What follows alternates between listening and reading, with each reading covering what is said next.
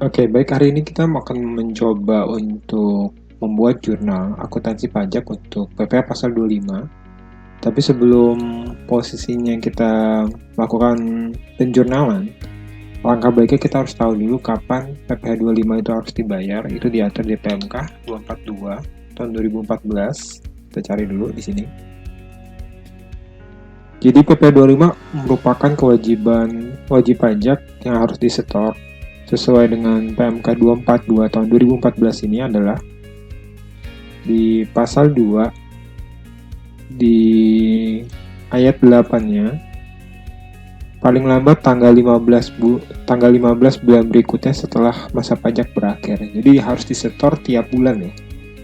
Dan itu jatuh temponya tanggal 15. Jadi kalau lewat dari tanggal 15 akan kena sanksi bunga 2% per bulan.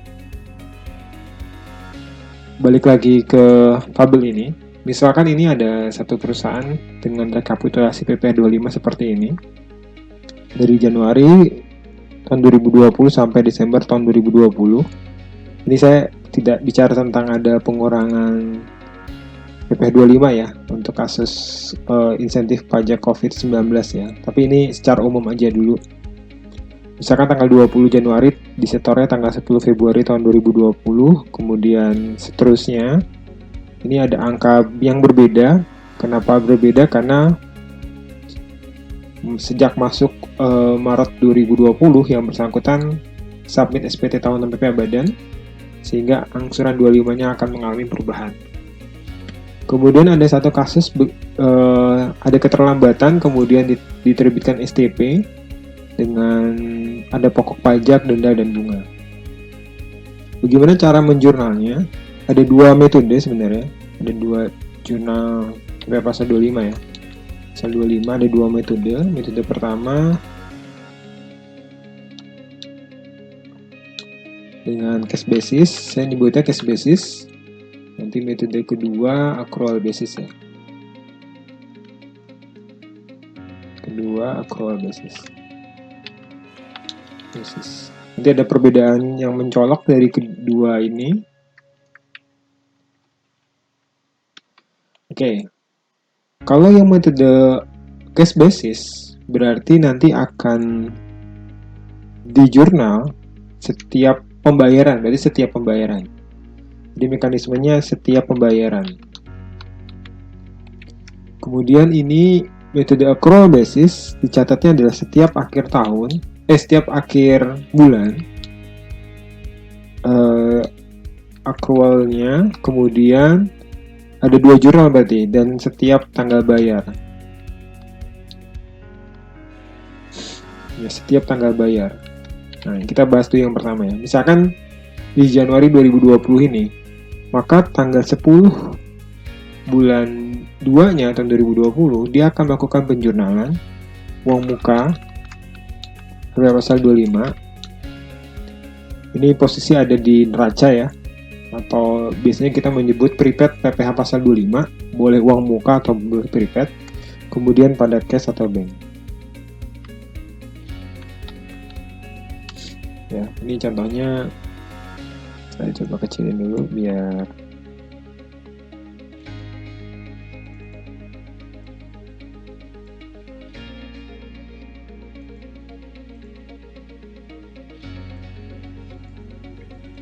ini misalnya angkanya ini ya. Jadi setiap bulan kita akan melakukan penjurnalan seperti ini. Ini juga tanggal segini. Kemudian dia akan melakukan penjurnalan seperti ini sebanyak kurang lebih ada 12 kali ya.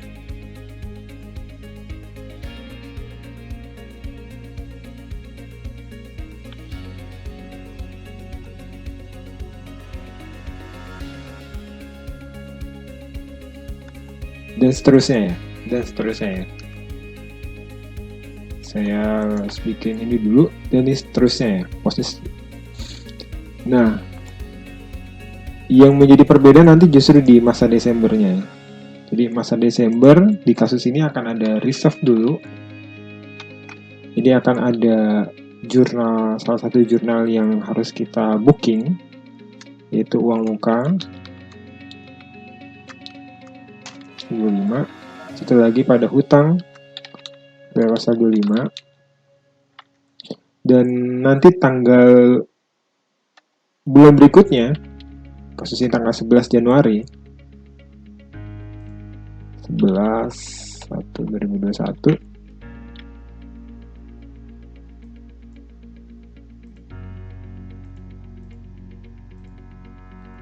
ini akan muncul utang PP pasal 21 pada cash atau bank. Jadi pembedanya di sini. Nanti saya jelaskan kenapa ini harus dilakukan. Bedanya hanya khusus untuk masa Desember ya. Jadi saya tandain. Oke, sedangkan yang model kedua ini, mekanisme penjurnalannya setiap akhir bulan, berarti kasus pertama 31 Januari 2020, dia ada jurnal uang muka pasal 25 pada hutang pasal 25. Jadi dia harus jurnal ini angkanya sama ya. Ini saya kecilin dulu. Oke. Dan setiap tanggal pembayaran kita ada jurnal.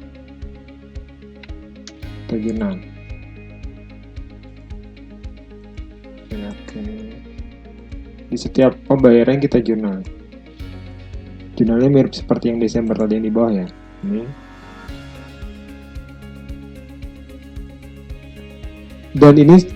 Dan seterusnya sampai Desember. Ini berarti yang sampai Desember kita bikin jurnal ya. Ini Desember mirip seperti ini. Nanti penjurnalnya mirip seperti ini. Nah, ini mirip seperti ini.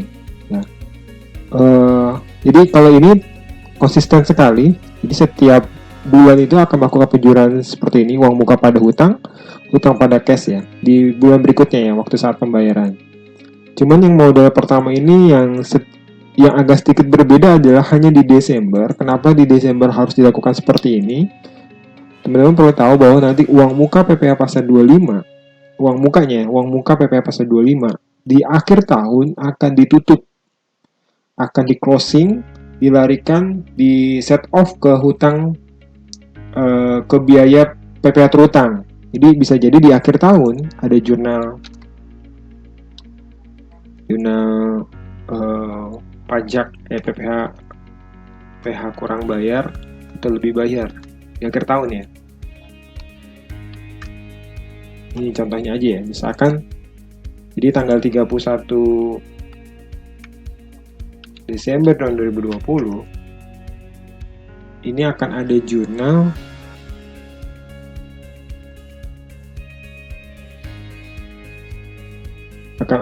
PPh, biaya PPh atau biaya pajak ini.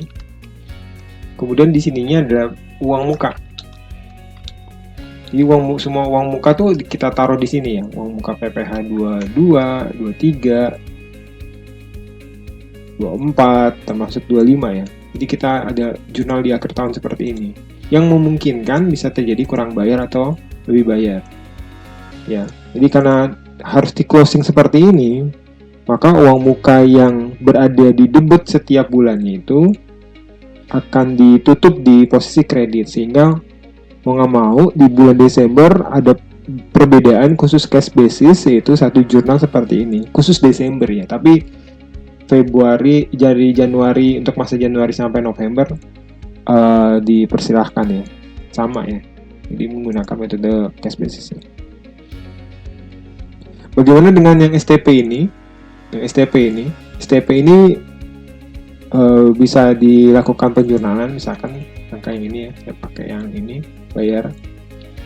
Jadi nanti ada uang muka. Nanti biasanya di sini ada biaya biaya pajak ya. Jadi ditaruh di rugi laba, tinggal seperti ini ya. Paling jatuhnya cuman perbedaannya ini akan dilakukan koreksi fiskal ya, karena ini koreksi fiskal, catatannya koreksi fiskal, karena posisinya biaya atas sanksi berdasarkan ketentuan pasal 9 ayat 1 itu tidak boleh sebagai biaya ya. Ya kurang lebih seperti ini. Mekanisme penjurnalan ada dua, ada menggunakan cash basis, ada accrual basis. Dipersilakan memilih yang mana. Jadi yang penting konsisten saja, taat asas dan konsisten. Cuman yang beda ini adalah kalau accrual basis itu setiap bulan akan melakukan jurnal yang sama. Jadi setiap bulan ada 2 jurnal, akhir bulan dan tanggal bayar. Sedangkan cash basis setiap tanggal bayar saja di penjurnalan, kecuali masa Desember ya. Kecuali masa Desember akan ada reserve dulu di akhir bulan Desember, tapi nanti di tanggal 11 atau tanggal 15 bulan berikutnya di Januari ada pembayaran dari hutang PPh pasal 25.